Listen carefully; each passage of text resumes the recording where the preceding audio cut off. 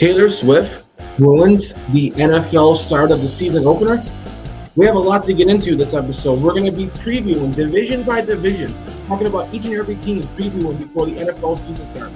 We're also going to be breaking down the biggest news, including receiver Terry McLaurin and others getting new deals.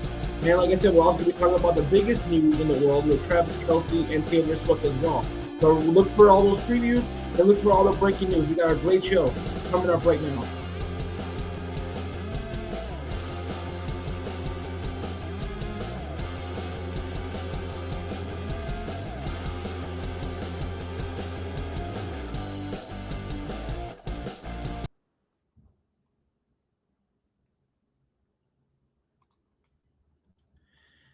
And we're back. This is the welcome to the Anthony Balester YouTube channel. My name is Anthony Balester, your host. As I said, we have a great show this week. This is our NFL season preview video, so definitely make sure to stay tuned. We're going to be discussing each and every team. So if you're a fan of an AFC team or NFC team, we definitely got you covered. We're going to be predicting the NFL playoffs, how we think that's going to shake out, and all the major NFL awards this season. We'll also be talking about the Taylor Swift and Travis Kelce news, unfortunately. I don't mind it, though. But we're also going to be talking about some deals with Terry McLaurin and Trey Hendrickson and others. But also, if you're watching this video, make sure that you subscribe to the YouTube channel. Obviously, the more subscribers we have, the more videos like this we can bring you, and the more time I can spend on this. So the more subscribers, the better the videos are going to get. Not only should you subscribe, but you should also like and share this video. If you're a football fan, you probably got some other family or friends that are also football fans. So make sure to stay tuned to that as well. Well, we got a packed show today, so let's not waste no time. We got to get into what was the biggest story, and that is that Taylor Swift is getting engaged with Travis Kelce. Obviously, they've been dating for 2 years, and if you're one of these people who follow this or, you're a fan of Taylor Swift, this definitely has to be a huge shock. Obviously, Taylor Swift's been with a few other celebrities and a few other boyfriends, but none of them, have gotten this far. None of them has, I'm not sure if any of them popped the question or not, but she's never been engaged before. So I guess there's something about Travis Kelce that's a little different. So get used to seeing her at more NFL games. But in terms of how this impacts the football season, she was just on the New Heights podcast, promoting her new album with Jason Kelce and Travis Kelce. And it just seems like it's a perfect time for Travis Kelce to have one last run in the NFL. It seems like, he's trying to give it all he has. He's in better shape this season than he was a year ago. So I feel like this is all set up for one final run with Travis Kelce and the Kansas City Chiefs. And then ultimately he could, officially get married and not just be engaged after the season and live his life and potentially start a family with Taylor Swift. So I think that this sets up for, and probably a future, guaranteed future first ballot Hall of Famer. And what seems like it's going to be his last season in the NFL. Travis Kelce is one of the all-time greats. He's one of the most clutch players of all time. He's one of the leading receivers in playoff history. He's one of the leading receivers in terms of just tight end numbers in NFL history as well. The guy, gets almost 1,000 yards each and every year. He's not the same as he once was. He's definitely outside of his prime. But, for Travis Kelce, who's not in his prime anymore, yeah, he may not be the best tight end in football anymore, but he's most certainly a top 5 tight end in this league. So for Kelce to take a step back, he's still better than 99% of the league. But I do think this will be the last year we do see Travis Kelce, and he's obviously going to do the best he can to try to go out on a on a high note and see if that him and Pat Mahomes and Andy Reid can pull off one more Super Bowl together. Now we'll move on quickly because we do got a lot of stories to get into. Terry McLaurin finally ends his holding and is able to reach a new deal with the Washington Commanders. He's able to get a new 3-year deal worth $96 million. This is pretty much right around where I thought Terry McLaurin would get. When you got guys like DK Metcalf making $33 million, Garrett Wilson over 30, I mean, Terry McLaurin is more accomplished and has done more with less than those guys. Garrett Wilson hasn't had great quarterback play, and McLaurin, who up until he got Daniels didn't have great quarterback play, and his numbers were probably better than Garrett Wilson's, and DK Metcalf's numbers are similar, but I think McLaurin's been better given the fact that Metcalf's had Russell Wilson and had Geno Smith. So I think McLaurin's a guy who was an ultimate team guy, went through a really, crazy quarterback carousel, and ultimately deserved this money. Now, I know he's a little on the older side at 30 years old, and maybe that's why they were a little hesitant on giving him this deal, but there's not many receivers that deserve it more than him. And, with DK Metcalf kind of changing the whole receiver market, with Pittsburgh, giving him that $33 million, I definitely think Terry McLaurin is definitely deserving this. And the Commanders had to get him. I know Deebo Samuel's a great receiver who could do a lot of different things, line up in the backfield, line up in the slot, and be, a very, not just a gadget player because I don't want to diminish him, but kind of like a super gadget player that could also be a great receiver. I think Terry McLaurin's the guy that can get him over the hump. I think having both these guys is what they need to be able to compete and potentially push them above a team like the defending Super Bowl champion, the Philadelphia Eagles. So this makes complete sense. Without Terry McLaurin, they still probably be a 10-win playoff team, but I just don't think that they would have went far in the playoffs. Now, again, Terry McLaurin, you can't just double up Samuel. You got to worry about McLaurin and Samuel. And I think with the improved offensive line, I just think that's going to make Jaden Daniels that much harder to stop when he's got this amount of great receivers. They did have some good supplemental receivers along Terry McLaurin, but McLaurin was the main guy. Now, having McLaurin back, it helps both of them. It helps out Deebo and it helps out McLaurin. So the Commanders should be set up for another great successful season. Another player that ended his hold-in was Trey Hendrickson. Trey Hendrickson now did not get a contract extension per se, but he got a huge raise. He got an additional $14 million on top of his current deal, which I think was around $17 million. So now he's making around that $31 million mark, and that's probably what he wants. I mean, when you look at guys like Max Crosby, who's in the 30s, obviously Myles Garrett and T.J. Watt are in the low 40s. Micah Parsons is probably going to be somewhere in the low to mid 40s. Trey Hendrickson was equally as good as any of those guys last year. I mean, the guy didn't have no help around him and still was able to go out in the NFL and get the most sacks, being double, triple teamed on every single play. Didn't get any help really in the secondary, didn't get any help on the other side. And, he still was able to get his sack numbers and do what he needed to do. So this was a guy that the Bengals couldn't afford to play without. They probably do lose him next year when, you're paying all that money to your top two receivers in Chase and Higgins and Burrow. So they're not going to probably be able to pay Trey Hendrickson a $35 million a year over 4 years, but he definitely gets the money this year, and then, we'll probably get that 3-year contract next year. But they're deservedly so.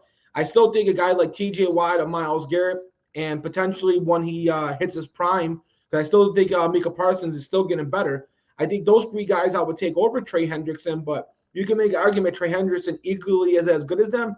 And he's definitely, at the very least, the fourth best edge rusher. I know we got Aiden Hutchinson, who got hurt last year, but we're talking, he's in that conversation of a top 5 edge rusher. And edge rushers are a very tough position to replace and a very tough position to get.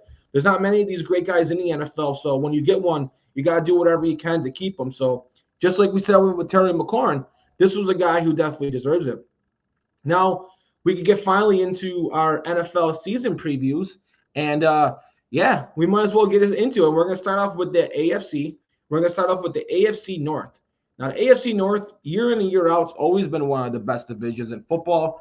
They usually always have, 3 good teams each and every year. Most of the time, the Browns are the bad team, but a couple years ago, the Browns were just in the playoffs. They have a great defense led by defensive coordinator Jim Schwartz, and one of, if not the best defensive player in football, Myles Garrett. You got Denzel Ward, who's one of the best corners. So this division, they may be lackluster on offense, but this is the division that really doesn't have any easy games or, I'm not going to say bad teams because the Cleveland Browns could be a bad team record-wise, but they seem to play pretty good when they play some of these division foes.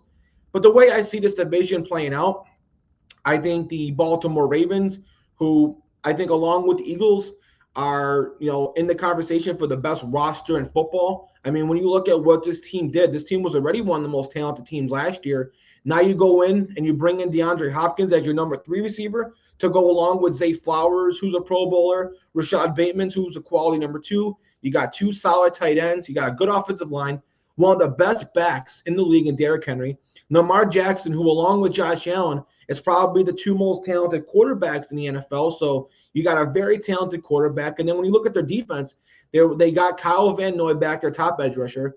They stole Mike Green in the second round, who should have been a first-round pick. So you got a first-round pick caliber edge rusher. He could be an 8-sack guy as a rookie and potentially a double-digit sack guy when he hits his prime.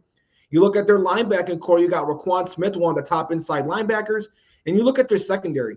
I think the Baltimore Ravens are going to have probably the best secondary in football. You got Marlon Humphreys, one of the best corners in the league. Nate Wiggins, who was a really good rookie last year, enters his second year. You brought in Julio Alexander, who is a little on the older side for a corner-wise. But when he was healthy, he was one of the top 10 quarterbacks on Pro Football Focus. And he's a shutdown corner that plays really well. So they get all three of those guys to go along with the safety positions. When you drafted Malachi Starks, one of the most talented safeties we've seen come out in the last couple of years, to go with Kyle Hamilton, who's in the conversation as one of the best and most talented versatile safeties. So that's going to be a secondary no team wants to go up against. So I think Baltimore is going to win the division at 11-6.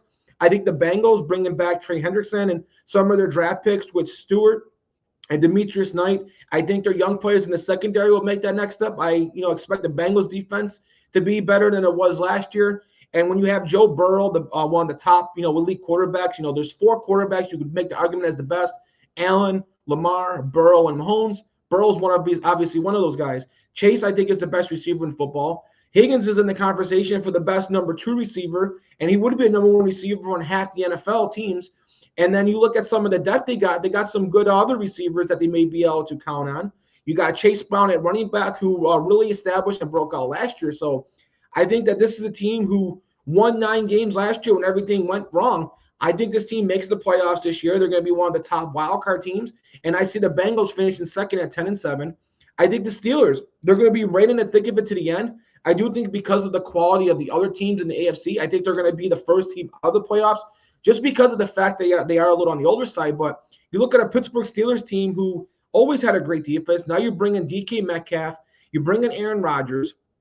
You obviously drafted Caleb Johnson at running back, who I think will go along with a good committee with Jalen Warren. Obviously, I think at first he may be a downgrade from Najee Harris year 1, but I think he may be just as good, if not better, by year 2, year 3. And when you still got Cam Hayward and TJ Watt, you brought in Jalen Ramsey at corner to go along with Joey Porter Jr. Yeah, they had to give up Fitzpatrick, but Fitzpatrick's had health issues and hasn't been able to be available. So I think the Pittsburgh Steelers team could be better, but I just think that the division and the AFC as a whole will be better. So I see the Pittsburgh Steelers finishing around that 9-10 win mark. Obviously, not every team can finish with 10 wins, and because I got the Bengals going 10-7 and the Ravens going 11-6, I got the Steelers going 9-8, and either just making the playoffs as one of that last wild card teams, or just missing the playoffs. And I'll be talking about my playoff prediction later on in the show, but right now I see them as the first team just outside the playoffs. And then obviously the Cleveland Browns are still in a rebuild mode. As I said, they got Garrett and Denzel Ward.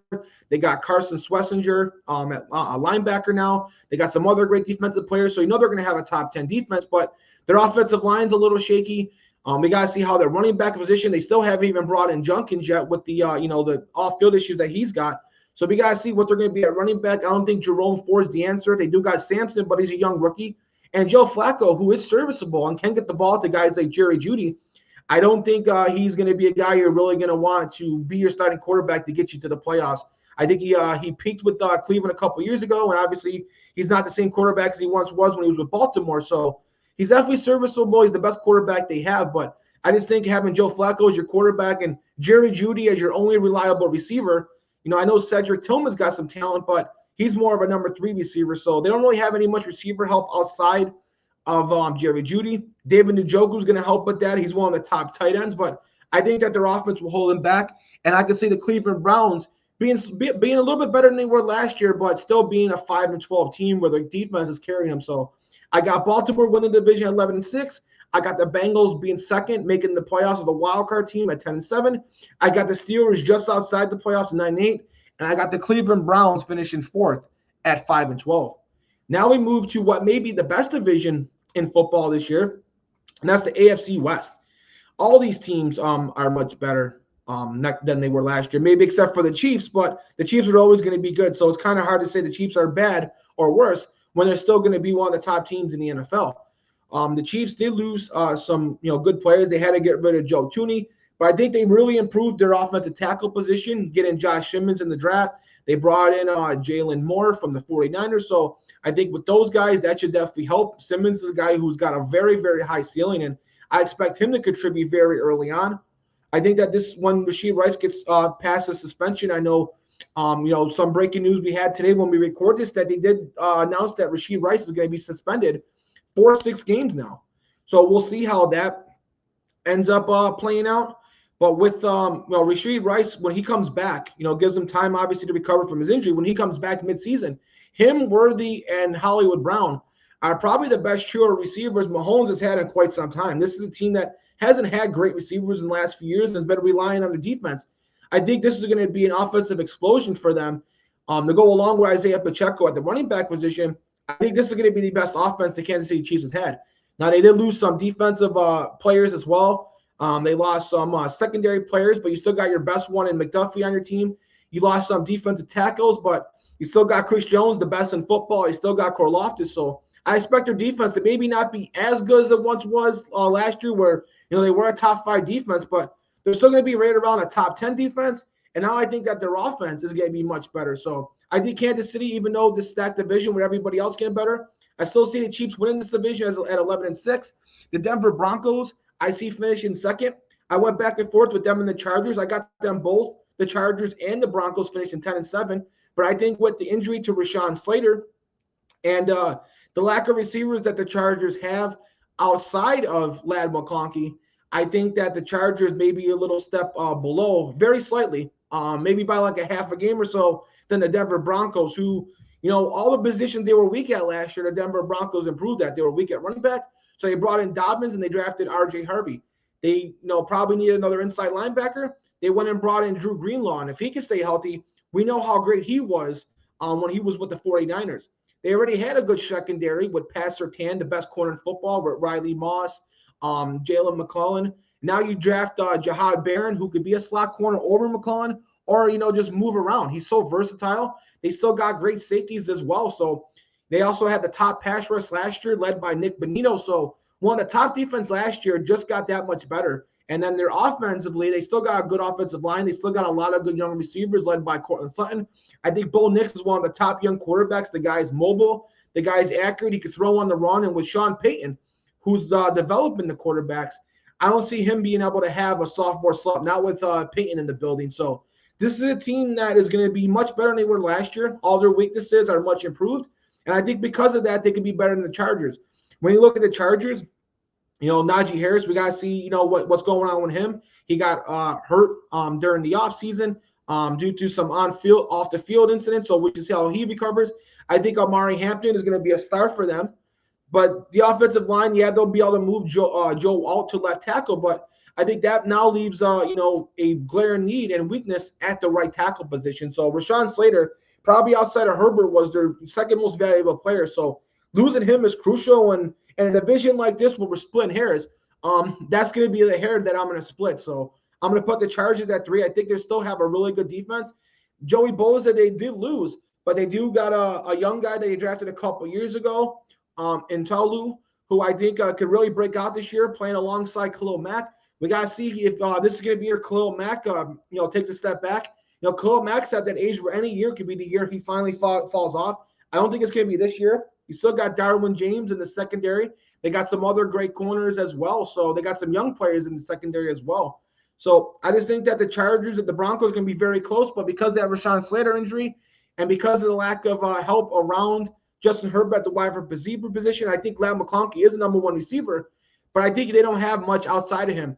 Quentin Johnston is serviceable, but he got a concussion. I think when he plays, he's still a good receiver, but I think you would like to have someone else to go along with them to be that number 3rd option. They brought in Keenan Allen back, but I don't think that's enough. They still could probably get more out of their tight ends. They probably need an upgrade at tight end. So I think that they'll still be a playoff team, but I think Denver will be better. I got the Raiders finishing 6-11. I think they're a team that won't be an easy out. Pete Carroll's a great coach who will coach up these guys. You still got Max Crosby leading this defense. Their secondary is still young. I still got questions about their secondary and defense as a whole. But when I look at this team, Ashton Genty, the top running back in the draft, probably one of the top running backs we've seen come out in quite some time. I think he's going to be a star. I think he can come right in and be a top 5 all-pro running back for them. Geno Smith's definitely upgraded at quarterback over Aiden O'Connell and Geno Smith than what they had last year. So I expect the Raiders offensively to be better. They got Brock Bowers, the best tight end in the league. But I just think that they still don't have the receivers. I mean, when you're starting a mid-round pick in DeAndre Thornton, who is talented, the guy's big and fast and strong and can stretch the defense, but the fact that they have to start him goes to show you where those receivers are at. So I just don't think that they have the the depth at defense, and I just don't think that they have the wide receiver talent to really help and get them. When you're competing in the division with the Chargers, Broncos, and the Chiefs, that's 3 playoff teams. I just feel like the Raiders are just have a tough time competing with this team, and they're trying to climb uphill in this stacked division. So to recap, I got the Chiefs winning the division again, but not by a wide margin. They're not going to be a 14-15 win team like they were. The division is just too stacked for that to happen. But I see the Chiefs in first with 11-6. I see the Broncos being a wild card team, second in the division at 10-7. I see the Chargers again being a wild card team, being 10-7. So 3 playoff teams again from the AFC West. And then I see the Raiders finishing last at 6-11. But they could be a team that they get some receivers next year, may be able to close that gap. Now we move to the AFC East. This was a division that had high expectations over the last few years, and I think now this is a division that's kind of regressed over the last few years. They still got one of the best teams in football in the Buffalo Bills. This was a team that has to get their defense fixed. Josh Allen, when you look at his stats and what he's done, he's put this team in a position to win a Super Bowl. He's one of the best playoff quarterbacks in NFL history. He won the MVP last year. He proved he didn't need Stephon Diggs. He proved that he could cut down his turnovers. He's one of the best dual threat quarterbacks we've ever seen. The guy could put the team on his back. He doesn't need a number 1 receiver, but they do got Keon Coleman, who I expect to be much better his second year. They still got Khalil Shakir, who should be one of the top slot receivers. They brought in Josh Palmer. They still got James Cook, who is a top 10 running back. They're able to re-sign him. They re-signed a lot of their top defensive players, and they spent a lot of the draft on defense. So I expect their defense, especially the defensive tackle and the pass rush position, to be much better. Not only do you have Gregory Rousseau now, you got Joey Bosa, who I think they're going to have on a pitch count, keep him healthy to really have him there for the playoffs. You brought in Landon Jackson, who didn't play great in the preseason, but he's a young developing guy. You still got A.J. Espinosa. Deion Walker completely took over the preseason. The guy's 6'7", over 330 pounds that can move. You got him to go along with Daquan Jones and Ed Oliver. You also drafted T.J. Sanders, who has a lot of pass rusher moves. So this defensive tackle, along with Hoyt and Larry Ogunjobi, who once they get back from suspension after 6 games, this can be a very deep defensive line. Cornerback position and safety position is one of concern. They did draft Maxwell Harrison, who I do think could be a star, to go along with one of the best corners in football in Benford and one of the best slot corners in Tyron Johnson. But Harrison got hurt. He's going to be on IR. Tre'Davious White, who looks like, not saying he's the old Tre'Davious White, but he's looking like he's showing remnants of that. He got hurt as well. So now they're going to have to rely on a guy like Jamarcus Ingram or Dorian Strong at first and their safeties. I think Tyler Rapp is better suited as a number 3 safety to kind of be a rotational guy. Ham was not really good in coverage. He's a good tackler, but he's not good in coverage. You want him coming off the bench. Bishop's a very, very talented safety, but he hasn't got a lot of experience, and he's headed into only his second year. So I think safety could be a position of need for them that could really hurt them. Maybe they make a trade at the deadline. And because of the injuries, I think cornerback would hurt them. But this has got to be the year where, Allen has put this team in position to win, and it's the defense year in and year out that kind of, holds them back. And Sean McDermott's supposed to be a defensive guy. Well, you can't be a defensive head coach, and it's your defense of why you're always losing the playoffs. If it wasn't for the defense, Allen would have Super Bowls. Allen would be in the same conversation Mahomes. In my opinion, Allen is the best quarterback in football, but it's the defense that's consistently letting him down. When Allen's putting up 30-plus points a game, he's got like 20-some touchdowns to like 1 or 2 turnovers in his playoff career, but the defense is consistently giving up over 30 points in these playoff losses, which is the most out of any NFL team since Allen's become the starting quarterback. So that's not a recipe for success. And I think with the talent that they have that Bean has brought in, now it's up to McDermott this year or next year to get done. I still think because they're really young on defense, I don't think that they're going to win the Super Bowl this year. That's a little precursor and preview to my predictions. I think that they'll get close, but I think this is a team that's 1 year away from making that Super Bowl run. I think that they need these defensive players to develop, and I think next year when they get their corners healthy, maybe bring in a safety, and their young defensive linemen develop, I think that could be their year. But they'll still be one of the top teams this year, and Allen's still going to put this position in a team to win. So I got the Bills winning the division again at 11-6. I think the Patriots would be the most improved team this year. They brought in so many defensive players like Milton Williams and others. They brought in pretty much an all-pro at every position. You still got Christian Gonzalez, who's one of the top shutdown corners. You brought in Stephon Diggs, who looks like he's already 100% back from his injury. He's going to help with the development of Drake May. And Drake May has Josh Allen type potential. The guy's big, he's strong, he can run. He's a team guy, he's a leader. He could put the team on his back. He can make improvisation throws and plays. But just outside of Stephon Diggs, you got a lot of young receivers. I think that Mario Davis has got some talent, and they drafted Kyle Williams. But ultimately, I do think they need some other receivers as well. They brought in, Travion Henderson, who's one of the most explosive backs. I think him alongside Stevenson, they should be able to rely on that and take the pressure off Drake May. I think the Patriots will go 9-8. I think that just like they said with the Steelers, they'll just make the playoffs or just miss it. I got them as one of the two top teams out of it at going 9-8. I think when I look at Miami and the Jets, I don't think that they're going to be very good football teams. I think Miami is going to have a huge step back this year, even with Tua. I got Miami going 8-9, even if Tua plays the whole season. I think their offensive line is kind of subpar. And with Tua, you need to have a really good offensive line. They did bring in some guys, but they're young. So I think that their offensive line is need of improvement. You still got two great receivers in Waddle and Hill. You got one of the most explosive backs in Devon Achane. But what's really going to hurt Miami is they're going to have to try to win shootouts. And they're not going to be able to win these shootouts because I think that this could be like the Bengals where their defense is going to be really bad. Your top two edge rushers, Phillips and Chubb, have injury problems. So we don't know if you could be able to rely on them. They still are trying to replace their defensive tackle that they lost a couple years ago on Christian Wilkins. They did draft Grant, who can help them. But just like I said with the offensive line, I feel like that's a year away from really being able to make a difference year one. And then when you look at the secondary, yeah, they brought in Phillips, but they lost their other safeties through free agency. They did have to trade away Ramsey. KO, their other top corner, is out for the season. They lost some other cornerbacks to injuries as well. So this is going to be one of the worst secondaries in the league, and it's going to be hard to compete, especially with the Patriots being better. So I think Miami goes 8-9. They're third. I got the Jets being the fourth place team. I think the Jets, will be better defensively. You bring in Aaron Glenn, who's a defensive head coach. I think he gets this defense playing the like it did a couple years ago. But offensively, you still can't trust them. We got to see, can Breece Hall be the guy? They got a lot of young offensive linemen. I think their offensive line will be better. This will be one of the best offensive lines they had in quite some time. So I expect their offensive line to be great, or not great, but good. I expect their defense to be great. I think Sauce Gardner will go back to his all-pro self. I think Quinnen Williams will as well. They did lose DJ Reed, so that could definitely hurt them as well. But I expect their defense to be really, really solid. But I just think that this team does not have the offensive, talent. I don't think that they have a good enough quarterback.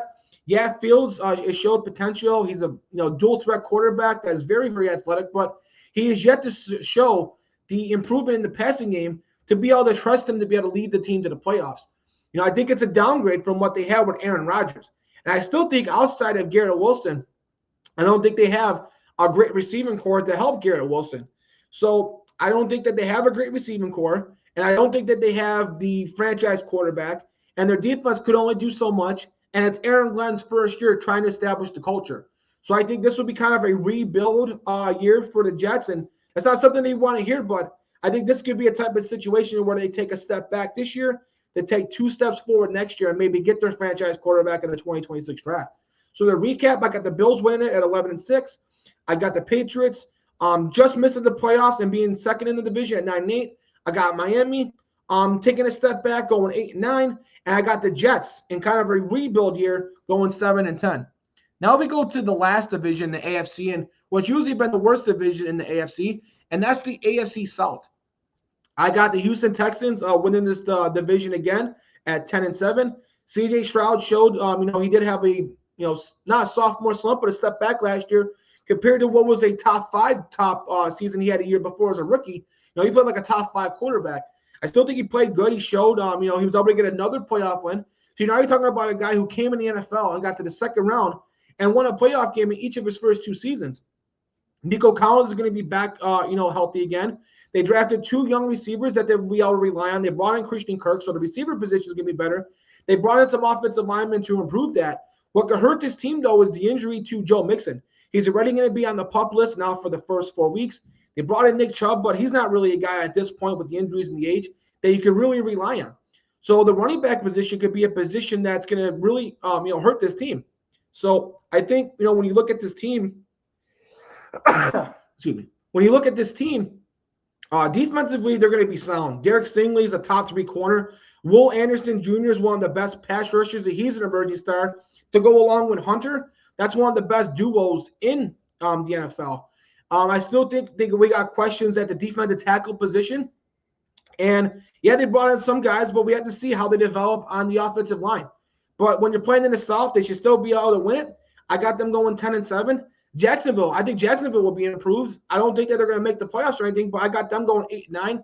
We know when you bring in Travis Hunter, now he could be your number 2 go-to receiver, potential 900 to 1,000-yard receiver as a rookie, to go along with the breakout star last year, Brian Thomas Jr., who as a rookie was a top 10 Pro Bowl type receiver.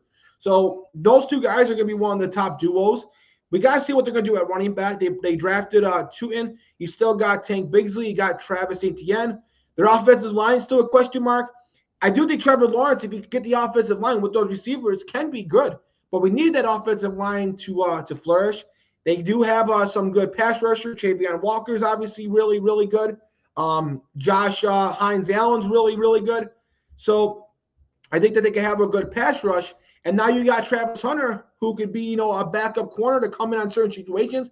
I think he'll be predominantly a receiver that plays situational at cornerback, but he helps them on both sides of the ball. They did lose Andre Cisco at safety, so I think that their secondary and defense could be in question, which I think will ultimately hold them back. But being an 8-19, that's a very improvement, and I think this is a team that we can see in the playoffs in 2026.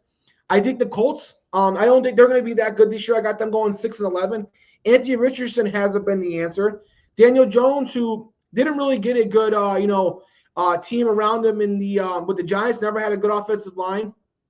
Now he plays on a Colts team that has a good offensive line and has good receivers.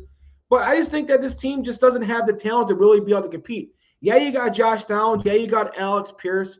Yeah, you got Michael Pittman, Adonai Mitchell. They drafted Tyler Warren, who could be, one of the best tight ends. That's really good. But I just think Daniel Jones, like I said, with Joe Flacco, could be serviceable. But, he's just not good enough. I think he's better suited as a backup that could come in for a couple games due to injury. But to have him as the starter of the whole season, I don't think that's a guy who could really get your team to the playoffs. He may have a couple good moments, but I don't think he's the guy who's going to be able to get you to the playoffs.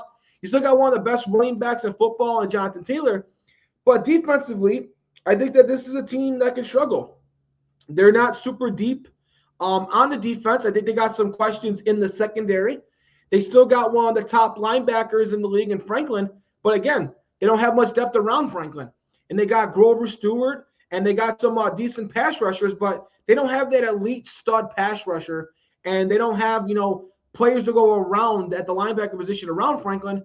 And they don't really have those stars in the secondary. So I expect their defense to be, kind of poor. And I just don't think Daniel Jones is good enough. So I think that they go 6-11. And I think the Tennessee Titans, I think they're in for a long season. I do think Cam Ward is going to be their franchise quarterback. And I think he's going to show some great moments.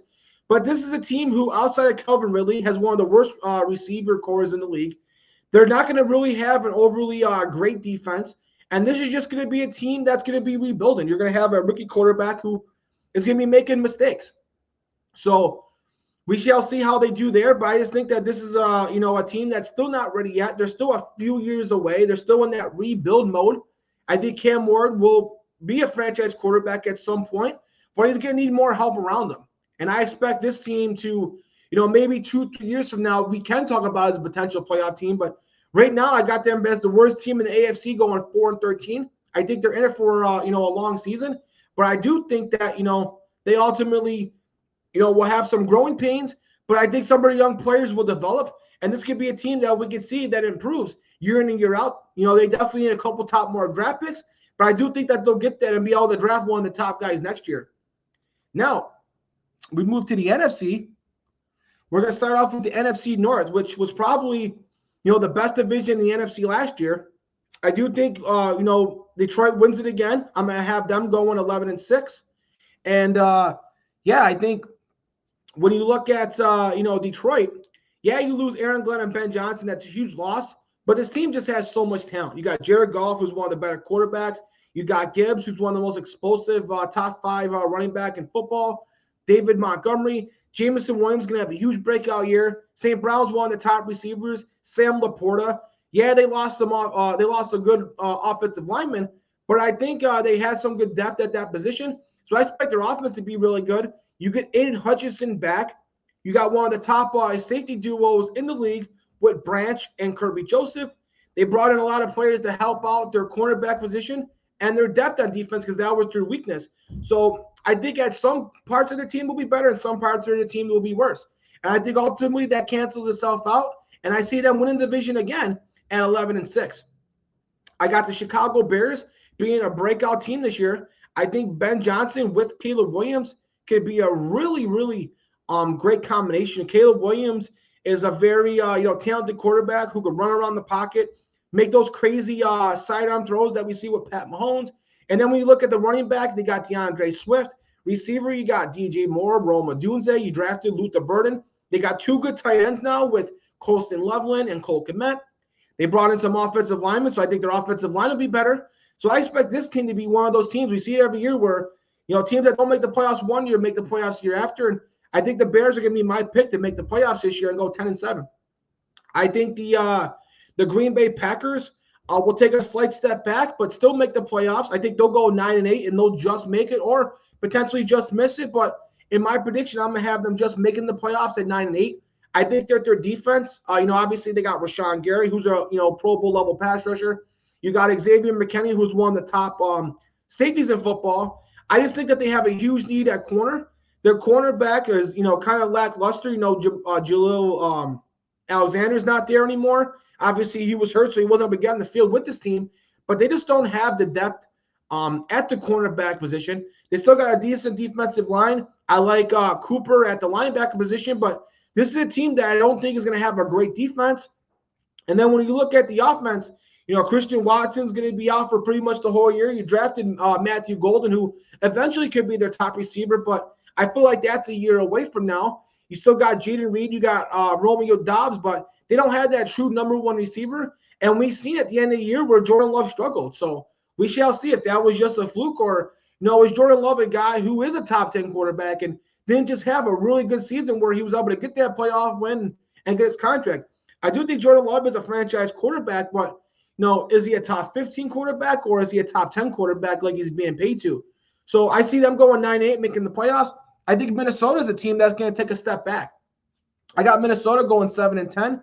When you look at the receiver position, Addison's going to be suspended for the first 3 games. They got some injuries. Rondell Moore is out for the season. Naylor's dealing with some injuries. I think defensively they lost some players in free agency. And J.J. McCarthy, yeah, he's a second-year guy, but basically that was a redshirt year. He was out the whole year with injury. Didn't get really much experience, so he's essentially a rookie quarterback. I think he's still the youngest starting quarterback in football at just 22 years old. So I think this is going to be a year when Minnesota takes a step back this year. I see them going 7-10. I think J.J. McCarthy is going to have his growing pains. Yeah, they still got T.J. Hawkinson, but I just don't think that they have the receiver talent outside of Jefferson to really help them. And even when they do get Jordan Addison back and you have Addison and Jefferson, if one of those guys gets hurt, they're really in for a tough situation at that position. So I think that they can use more depth at wide receiver. And I think with the losses that they had on defense, I think that could hurt them as well. And I just think J.J. McCarthy is going to have too many growing pains for this team to be a playoff team once again. I think McCarthy could be a franchise quarterback, just like I said with Cam Ward earlier. But I think this is a team that's a year away from, being a playoff caliber team again. So to recap, I got Detroit going 11-6. I got the Bears making the playoffs. I got Detroit winning the division at 11-6. Chicago making the playoffs, being second in the division at 10-7. I got the Packers making the playoffs, being 9-8. So I got 3 playoff teams again from the NFC North. And I got Minnesota not making the playoffs this year after making it last year, going 7-10. And I'm not sure if I recap this division, but just to recap, I have the Texans winning it at 7-6. I got Jacksonville going second and 8-9.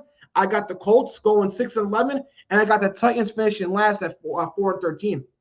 Now, continuing with the NFC, we go to the NFC East, who's probably got the best combination of 2 teams in any division. The Eagles and the Commanders, I mean, I'm not sure if any division has two, solid teams like that could potentially, you wouldn't be surprised if they won the entire conference. I think the Eagles are still the most talented team in football. They don't really have many weaknesses. They got the best offensive line in football. They got a top 5 quarterback in Jalen Hurts, the best running back in football in Saquon Barkley. A.J. Brown, Devontae Smith, one of the top duos. Jalen Carter at the defensive line. Yeah, they lost some other defensive linemen, but you still got Jordan Davis. You still got some other guys.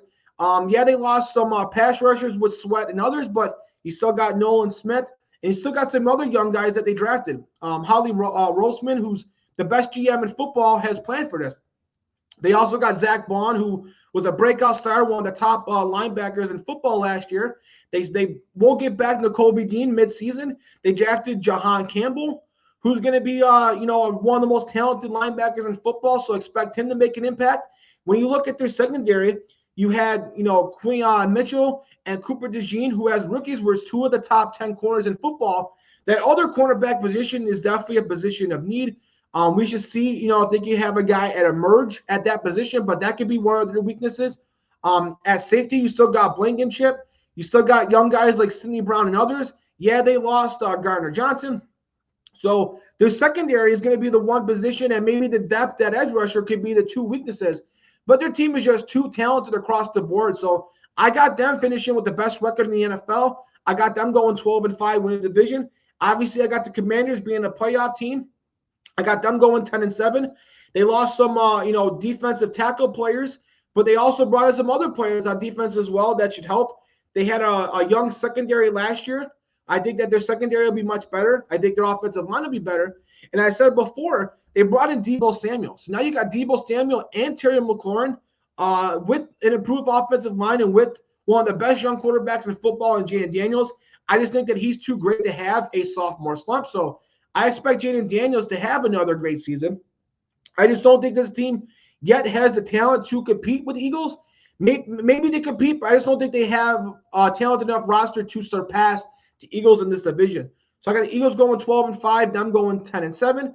They did trade Brian Robinson Jr. because their young rookie is emerging. Look for him to be one of their breakout stars.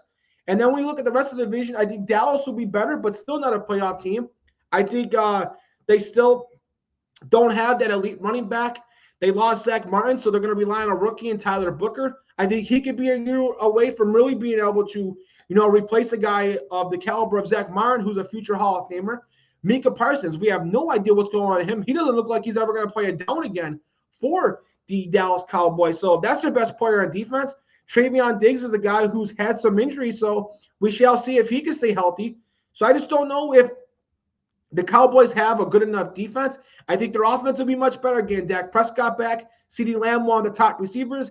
They did trade for George Pickens, who, as a number 2 receiver, was one of the best number 2 receivers in football. So I think that the Cowboys are going to have a really good offense that's going to have to throw a lot.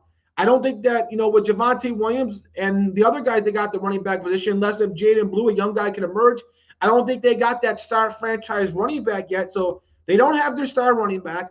We have to see how they're going to be placed, Zach Martin on the offensive line. And I just don't think that their defense is going to be all that great, especially if Micah Parsons is not on the team. So I got them not making the playoffs at 8-9. I think that this would be another slow year for the Giants, who I do think Brian Daboll, who should have been on the hot seat. I don't think he's on the hot seat anymore. I think he'll have a 2-year window now. When you make a trade like that for a guy like Jackson Dart, I think they're going to give him 2 years with Dart. This is a team that I think defensively is going to be one of the best defensive teams in football, especially at the pass rush. I just don't see how you're going to be able to block them. When you got Dexter Lawrence, who's one of the top, probably the second best defensive tackle in football. Then when you look at Abdul Carter, Kayvon Thibodeau, and Brian Burns, they're going to be able to wreak havoc on quarterbacks. We still got to see how their secondary plays. They got some young players at that position as well. So I'm not sure if I trust their secondary yet, and I'm not sure if I trust their offense. But Jackson Dart has showed a lot of promise in preseason, and I think he showed that he can be kind of like a Bo Nix type style player where he has some mobility, but he's also got some accuracy, could throw on the run and run the offense that Brian Daboll has. I just think that the Giants' offense is a year away, and I just don't trust their secondary. But I would not want to be an offensive line or a quarterback that's going to have to go up against this team because they're going to give you a long day. But I just think that they're still in that rebuild mode, and I think that they're a year away from being able to really get into a playoff position. So to recap, I got the Eagles winning at 12-5. I got the Commanders being second at 10-7. I got the Cowboys going 8-9 at third, and I got the Giants still a year away going 6-12. I'm sorry, 6-11. My apologies. So I got the Giants going 6-11 in that division. Then we look at some of the other divisions. We got the NFC West. Now, when I look at the NFC West, this was a tough division to pick because any of these teams could really emerge. This is a division where, all these teams kind of got talent. We just have to see which one's going to emerge. And I think all these teams could kind of be clustered together and see how they do. I do think the Rams, if Stafford's healthy, could be a team that separates. Matthew Stafford's proved when he's healthy, he's one of the best quarterbacks. He's won a Super Bowl before. Kyron Williams is one of the top running backs. They have a great offensive line. Now you're bringing Devontae Adams, who is still a number one receiver, but now he's going to be a number two to go with Puka Nacua. I think that's an upgrade over Cooper Kupp, Cooper Kupp was the guy who kind of took, a step back last year. He's still serviceable and still a really good number two receiver, but he's no longer that number one go-to guy. Devontae Adams still is. And they have Devontae Adams with Puka Nacua, and they got some other young guys as well. So it's not like those are the only guys. This is a team that's going to really be, good. And with Sean McVay, I think if Stafford's healthy, this could be the best Rams team in a long time. Probably, maybe the best team they had besides that Super Bowl year. And then when you look at defense, you had Jared Verse emerge last year as an all-pro caliber player. Brandon Fisk emerged as well. He still got Kobe Turner. They had some young, good safeties as well. But I think this is a team that could be a little weak at the linebacker position. I don't think they have the depth there. And this could be a team that could be a little weak at the cornerback position. I think that's maybe what might hold them back from, winning the Super Bowl and being that Super Bowl caliber team. But with Verse, Fisk, Kobe Turner, with Devontae Adams and Puka Nacua and Kyron Williams and Stafford and that offensive line on that side of the ball, I see them winning the division. I think the 49ers, who has a really good schedule, an easy schedule, the easiest in the NFL, I still have them as the top team outside the playoffs. I got them going 9-8. I think that they'll just make it or just miss it. And the reason why I got them just missing is just because they got so many unknowns. Their defense is going to be so young. They lost so many players like Hulafonga, Greenlaw, and others that I just don't know. And you also got to factor in that Nick Bosa is the guy who hasn't been able to stay healthy as well. So he's usually missed a couple games. So I just don't think that's just a defense that's going to have the depth that they once had a couple years ago. So I expect their defense to take a step back. They don't have Deebo Samuel anymore. Brandon Ayuk is pretty much not going to really be able to contribute this year coming back from his injury. His injury was significant to where it's probably going to take him, until 2026 to be the same Brandon Ayuk. So this is a team that's going to have to rely on Juwan Jennings, who really broke out last year. I think can be a good receiver, but he's better suited as your number two receiver. And Ricky Pearsall, who was a first-round pick, but I think you would want those guys as your number two, number three receiver. And McCaffrey, you don't know what he's going to do. He's either going to play every game and be one of the top players in all football, or he's going to be out for a majority of the season. I also think this is a team that outside of Trent Williams is older. He's the guy who he may not be the best tackle anymore. He, in my opinion, he still is, but any given year he may take that step back, and that's going to completely collapse this offense because I don't think this team has a great offensive line. So you have a team that doesn't have a great offensive line. They got, injuries at the wide receiver position. McCaffrey still got to deal with his injuries. They're young on defense. I think that this is going to be a team that's going to just miss the playoffs. And, if they had a harder schedule, I'd probably have them closer to an 8-win team. But because that they have an easy schedule, I'm going to give them, an extra win or two, and I'm going to settle at 9-8. I think the Seattle Seahawks, I got them going 8-9. I think they don't have, a great deep receiving core. Yeah, you bring in Sam Darnold, but Sam Darnold had everything go right for him last year. What's he going to be able to do now when he's not in the Kevin O'Connell system? Obviously, he's, much better than what he was. He's not a bust anymore, definitely not. But I think when you look at him, you look at the running back position as well. This is a running back squad. And Walker's a guy who can't stay healthy just like McCaffrey can't. So I think Kenneth Walker, when upright, is a really good impact for a running back who's a bulldozer, who's got the speed, got the strength, but he has injury issues. And I don't think that this team has a deep receiving core. Yeah, you got Jackson Smith and Jigba. Yeah, you got Cooper Kupp, but they both have similar styles to them.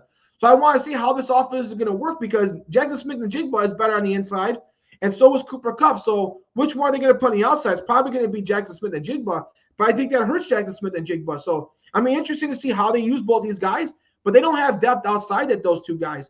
I think defensively, this team could be really good. They got a deep pass rush. I don't think they have that star pass rusher. They brought in DeMarcus Lawrence, but they don't have that elite top 10 edge rusher, but they have depth at that position. I think this is a team that doesn't have depth at the defensive tackle position. They have a really good, cornerback duo with Tyreek Woolen and Devon Witherspoon. But I just think overall this defense would be good, but not great. Not a top 10 defense, but definitely in the top 15 in the top half of the league. But I just think with Stafford, he might have a step back. I think, compared to what he did last year, I expect Stafford to take a step back. And I just don't trust this team as a whole. I think Cross is a really good tackle, but overall, we got to see how this offensive line plays. And I don't like the wide receiver depth. And when you're playing this in a good division like this, that could be the difference. So I got them going 8-9. I got the Cardinals who, when you have Kyler Murray, if he can stay healthy, he's a guy who usually starts off the season well and then doesn't finish too well. James Conner's an older running back, so we have to see if he can continue his dominance. I expect Marvin Harrison Jr. to make that next step at the wide receiver position. I think he could emerge as a true number one receiver. But again, I just don't think the Cardinals have the depth at wide receiver, and I just don't really love their defense. They brought in some good players and some good pieces that I like Josh Sweat and others. They still got Williams at corner. You got Baker at safety. But I just think as a whole, I don't think that they're going to be a top 10 defense. And I just think that this is a team that's still a few pieces away, just like with the Seahawks. So I'm going to go with them as an 8-9 team. So to recap, I got the Rams going winning the division at 10-7. I got the 49ers just missing the playoffs 9-8. And I got the Seahawks and the Cardinals both going 8-9. Showing you that I do think all these teams are good. But we have to split hairs here. And I have to pick someone at 3 and I have to pick someone at 4. And that's just the way I see it. So to finish up, we got the last division, probably the worst division in the NFL. We got the NFC South. The NFC South has kind of been ran by the Buccaneers over the last couple of years, and I expect that to continue. We got to see how Chris Godwin comes back from injury, but Baker Mayfield's still one of the most accurate quarterbacks in the league. Mike Evans is still one of the best receivers. They drafted Emeka Mbuka, who I think is going to be one of the top rookies and eventually could be their number one receiver eventually, or at least their number 2 to go along with some of the other guys. Bucky Irvin's one of the most explosive do-it-all running backs. He could catch out the backfield. He could run the ball really explosively. I think defensively, they still got some good pieces. They'll have hopefully a healthy Winfield back. They got Vita Vea, who's one of the top defensive tackles. They got Chauncey, who is expected to be a breakout defensive tackle for them.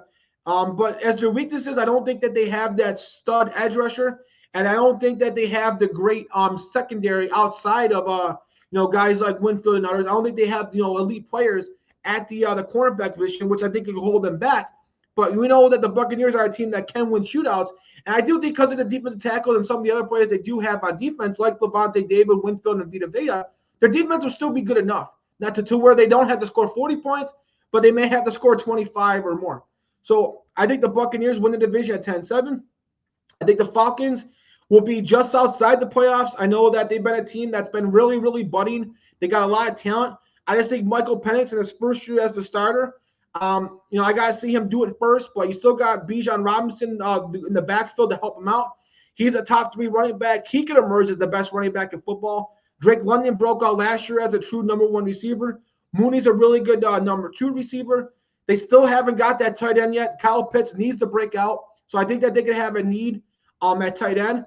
They try to fix their biggest need, which was edge rusher. They brought in Jalen Walker. They obviously brought in James Pierce Jr., but those guys are still rookies at the end of the day. So I don't know if I fully trust Atlanta's defense yet. I think that their defense is probably a year away. They still need some more defensive tackle help. So I think that their defense and overall, I think Michael Penix is a year away. But I still think that they're going to be ready to think of it to the end. So I got them finishing 9-8 and being the teams that are just outside the playoffs. They're going to be that team where we're heading into week 18 and they're saying, okay, well, if these things go this way or these teams win this and things go their way and things go right, they can make the playoffs. But I think they end up missing it by half a game. I think Carolina is a team that can be improved, but again, I think that there's still a few pieces away, especially on defense. I expect their offense to be, better. I think Bryce Young proved that he can be a franchise quarterback. I think Torrey McMillan's going to be a number one receiver for this team. You still got young guys like Coker and Leggett. They just traded Adam Thielen to the Vikings to help out the Vikings with that depth. But Adam Thielen, an older guy, we got to see how he's going to impact the Vikings. But, with the Vikings, now you have Adam Thielen, Justin Jefferson, and when you get Addison back, I still think McCarthy, still is going to have his growing pains. So I don't think that they're a playoff team yet. And given his age, I'm not sure if Adam Thielen's going to be able to move the needle that much. But when you look at Carolina, they're going with a complete youth movement at that wide receiver position. I still think we got to see what they're going to be like at tight end. Their offensive line is not bad, but not great. They could probably use some more elite players at that position.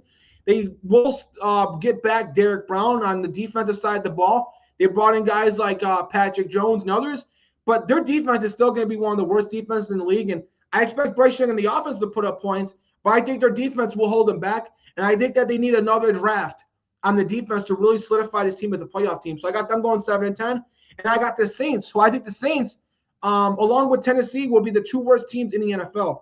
I just think that when you look at the Saints, they just don't have a lot of talent on this team. Outside of Chris Olave, I know they got Shaheed. They brought in Cooks. Alvin Kamara is a really good running back, but he's getting a little older. I don't trust their offensive line, and they got probably the worst quarterback position situation in the NFL. I think ultimately that's going to be why they're the worst team. They got kind of a older defense. We got to see, if Cam Jordan and Demario Davis could still play at that elite level. Demario Davis has shown more last season at playing at that level than Cam Jordan did. Cam Jordan seemed to take a step back.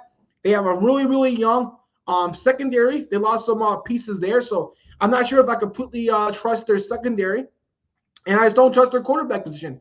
When you have Spencer Rattler and Tyler Shunk competing to be a starting quarterback, no team's got a worse situation than that. And in the NFL, where quarterbacks mean so much, I think that's going to be the difference in why they're going to be one of the worst teams. I think they draft a quarterback next year in 2026, and we should see what Kellen Moore would do with that. So to recap, I got the Buccaneers winning at 10-7. I got the Falcons just missing the playoffs at 9-8. I got the Panthers going 7-10, being competitive, and I got the Saints unfortunately being one of the worst teams in the league at 4-13. So now I gave you all that. Let's go through the playoffs quickly. I got the Ravens, the number 1 seed in the AFC. I got the Chiefs, number 2. The Bills, number 3. The Texans, number 4. Those are division winners. My 3 wildcard teams are going to be the Bengals, the Broncos, and the Chargers.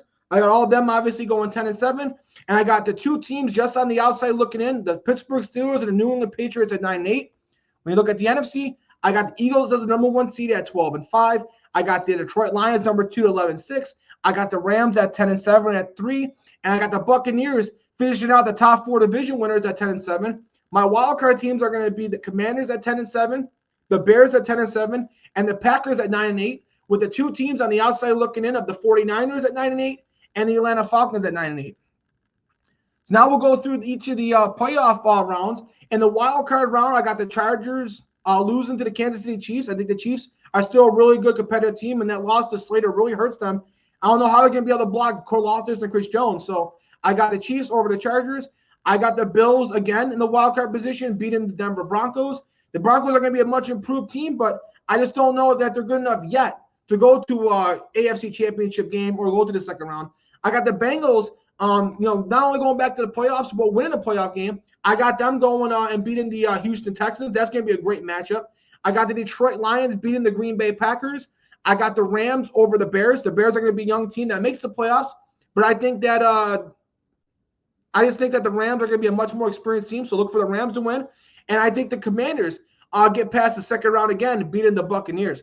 Then when we look at the divisional round, I got the Baltimore Ravens beating the division foe and Joe Burrow and the Bengals. I just think the Baltimore Ravens are just so much more talented, particularly on the defensive side of the ball. And they got talent on the offensive side of the ball to go score for score with them as well. And then one of the huge upsets is I got the Bills finally getting over the Chiefs. I just think with the players that the Bills have added and the players that the Chiefs have lost, I just think that this could be the year. It may not be because, like I said, we got to see how their defense holds up. Their defense might choke again, which they usually do. But this year, I think the Bills get over the Chiefs and go to the AFC Championship game. NFC, I got in the division round, I got the Eagles over the Commanders. I think the Eagles are just still that much more talented than the Commanders. And I think that the Commanders just don't have the talent across the board on the defensive side of the ball to compete with Eagles. I got the Detroit Lions beating the Los Angeles Rams. And then in the AFC and NFC Championship game, I got the Eagles return to the Super Bowl, beating the Detroit Lions. Detroit Lions going to the NFC Championship again, playing a very competitive game. I just don't think that they have, the talent of the Eagles. I think that they have the offensive talent, but I still think that their defense is still a step below the Eagles, and I just see the Eagles as too great of a team to not go back to the Super Bowl. And then in the AFC Championship game, this hurts my soul as a Bills fan. I just have the Baltimore Ravens beating the Buffalo Bills. I just feel like that this is the Baltimore Ravens year. I think when you have a quarterback as great as Allen or Lamar Jackson, they're both great. I think Allen's better, but you can make the argument Lamar's better. I think they're both great. I think Allen does more with less. But that's the reason why I'm picking the Ravens, because the Bills have less. The Baltimore Ravens are pretty much better at almost every position than the Buffalo Bills. Their running back position is obviously better. I would take, Derrick Henry over Cook. I would take Zay Flowers, Rashad Bateman, and Hopkins over a Coleman, Josh Palmer, and Shakir. I think the edge rusher position, Mike Green and Kyle Van Noy may not be as good as as Joey Bosa and Russo, but I think their defensive tackles, because they're so young for the Bills, I think the Ravens will have a better defensive tackle group. And the main difference is going to be the secondary. I said it before, and I'll say it again. You have Christian Benford, potentially Maxwell Harrison or Trey White, Tyron Johnson, Bishop, and Rapp. How is that going to compete with Marlon Humphrey, Wiggins, Jaleel Alexander, Kyle Hamilton, and Malachi Starks? It just doesn't. Also, Raquan Smith is better than any linebacker, including Matt Milano, that the Buffalo Bills have. So the Bills are probably better at edge rusher, and the offensive line both got great offensive lines. I just think that's apples and oranges. You can pick whatever one. So I think the Ravens across the board are a better team. I think Allen's the better quarterback, but I just think that Lamar Jackson has too good of a team, and this just has to be the year. So now let's get to finally the Super Bowl pick. I think that this is going to be the year. I think we're going to have the top two most talented teams in the NFL, two teams that are great on both sides of the ball, with the Philadelphia Eagles and the Baltimore Ravens. I just think that this is the Baltimore Ravens year. Lamar Jackson proved last year that he could play in the playoffs. He had a really good game until his tight end dropped the pass. This is a team that's going to be pissed off and have something to prove, and they're just way too talented on both sides of the ball. It's really hard for a team to repeat as Super Bowl champion, so I just think with the talent, this has to be the year that Lamar Jackson and them get it done, and I think that they do get it done. I think Derrick Henry finally gets his ring, and I think Lamar Jackson finally gets his ring. So I got the Baltimore Ravens over the Philadelphia Eagles as my Super Bowl 60 prediction. Now, finally, we're going to finish out the show quickly with some NFL award predictions. For the NFL MVP, I'm going to go Joe Burrow. I think Joe Burrow is going to have just as great as a year last year, but I think their defense will allow this team to have a much better record, and Joe Burrow is finally going to get his MVP. Mahomes has already got his MVPs. Lamar Jackson's already got his MVPs. Allen got his MVP. Burrow's the one guy of those four elite guys that doesn't have one. I expect next year to be the year that he definitely gets it. He would have got it probably last year or got real close, and his team would have won 2 or 3 more games. And I think this is going to be a year where, they're going to win 10 games, I believe, and Burrow's going to put up those great numbers. Burrow's finally going to get that MVP and establish himself as, one of these great quarterbacks and a future Hall of Famer. I expect Josh Allen and Lamar Jackson, of course, to be, finalists and come, real close.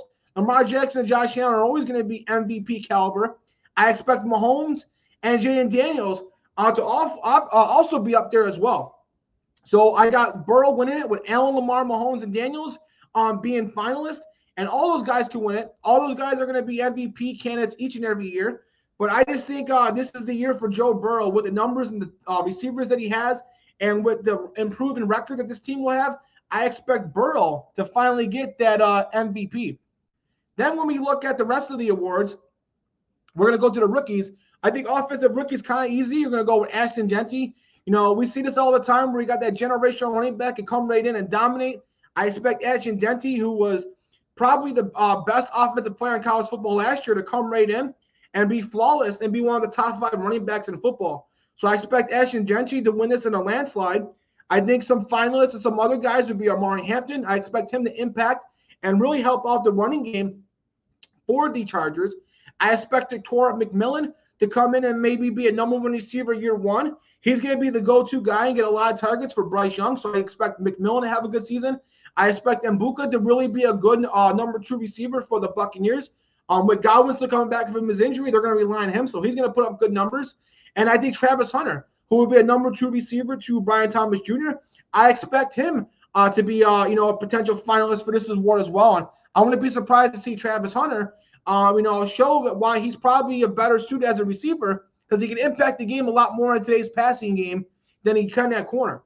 Then when we look at the defensive rookie of the years, I think Abdul Carter is going to win it. He's got so much talent around him that he's going to be able to get the single blockage every single play. He's going to be able to be fresh and get rotated. I just think that he's got too much talent on himself and too much talent around him to not win this award. So I expect him to win it. I expect Travis Hunter to potentially be a candidate, not only for offensive rookie of the year, but for defensive rookie of the year. He could potentially be the number 2 receiver and the number 2 corner in the Jacksonville Jaguars. I expect Jalen Walker, who the Falcons desperately need edge rusher help. I expect him to potentially lead that team in sacks. So I think Jalen Walker could be consideration. Mike Green, who could come in for the Ravens and be a really good pass rusher, 8-sack guy. I think he could be at it. Mason Graham, who's going to be able to take off some of that pressure at the defensive tackle position and be able to help Myles Garrett, who's on the outside. I expect him to be a finalist. Malachi Starks also on the Ravens with Mike Green. I think the Ravens are just going to be so great on defense. They're going to have 2 guys as a candidate. And I think Jahan Campbell, as talented as he is, with as fast and as strong, and what he could do with coverage and wise, rushing the passer, I expect him to be a candidate as well. Then when you look at Defensive Player of the Year, I'm going to go with Aiden Hutchinson. He would have been on pace to win it last year before his injury. I think he's going to come back. He may start off a little slow, but I think the last 10 games of the season, he's going to wreak havoc. And I think this is going to be the year where he wins it, when he was on pace to win it last year. In terms of finalists, I would have picked Micah Parsons for Micah Parsons to win it this year, but with his holdout or holding, however you want to call it, I just feel like it's hard to pick Micah Parsons. Had he been up at training camp or got traded, I would pick Micah Parsons. I think he is about to establish himself, because we know Myles Garrett and T.J. Watt's been the best, but we know that we're just waiting for Micah Parsons to become the best edge rusher. Same with Jamar Chase. We knew Jamar Chase at some point was going to be the best receiver. He was always top 3, but we were just waiting on that. I think that this is going to be this could have been the year that Micah Parsons could have did that, but because of the hold-in, I don't think that's going to be this year. That's probably going to be next year. But I look at obviously Myles Garrett and T.J. Watt to be candidates. Trey Hendrickson, who's going to have to carry a lot of the load again for the Bengals. He's going to be one of the top sack guys. He could be a candidate. Max Crosby, who's going to have to do a lot of the lifting for the Raiders. And then another, under the radar guy is Will Anderson Jr. He's a young guy who has established himself as a top 10 pass rusher. He may be able to make that next step like we saw Aiden Hutchinson did before the injury last year. So look for Will Anderson Jr. And then finally, for the offensive player of the year, we know that this award should just be changed to who's the best non-quarterback in the NFL, because the MVP goes to the quarterback and the offensive player of the year usually goes to the non-quarterback. I think Jamar Chase is going to win it. I think Jamar Chase is going to have another year where he's undoubtedly the best receiver in football. And I just think him coming close last year, I think Saquon Barkley got it the year before. It's hard to repeat. I just think that we're finally going to get a receiver that win this award. And I think Jamar Chase is just going to be too talented to deny him. I see Barkley having another good year, being a finalist. Bijan Robinson could have a huge, he already broke out, but he could have a huge year where maybe he's the best running back in football. Same with Jabari Gibbs. So I expect Bijan Robinson and Gibbs to be candidates. I expect Puka Nacua, if he can stay healthy for a whole season, as number 1 receiver now, he could be that. And then some other guy, but I think his team and record will hurt him, is Malik Neighbors. Malik Neighbors, on a per-game basis, was one of the best receivers in football last year, but his team's just going to be too bad, and he had some injuries. So if he can stay healthy and his team can win, he could be a candidate, but I feel like we're a year away from that. That's going to do it for this episode. Obviously, we had a packed show. Definitely make sure to tune in next week. We're going to be previewing every single game, all 16 matchups, from Thursday Night Football to the Friday game on YouTube to Sunday Night Football and to Monday Night Football. We're going to be talking about all 16 games. We're going to be giving you our bets and picks against the spread. So definitely make sure to stay tuned. We're going to be breaking down every single game each and every week and any breaking news we have in the NFL. Also, make sure to subscribe to the YouTube channel. The more subscribers we have, the more videos that we could do and the more we could put into this. So if you like these videos and you want me to do more, make sure you subscribe so I can put more time and effort into this. Obviously, not only should you subscribe, but make sure to like and share this video to anybody that you do know that does like football. That's going to do it for this episode. My name is Anthony Balester, and we'll catch you guys next week. Definitely make sure to enjoy this week. Obviously, we got no NFL, but this is only a precursor to next week where we get to have some NFL football. So we're only a week away. Yeah, we may have 1 week with no football, but enjoy it now because it's going to be crazy time and it's going to be unbelievable going forward. So we'll catch you guys next week.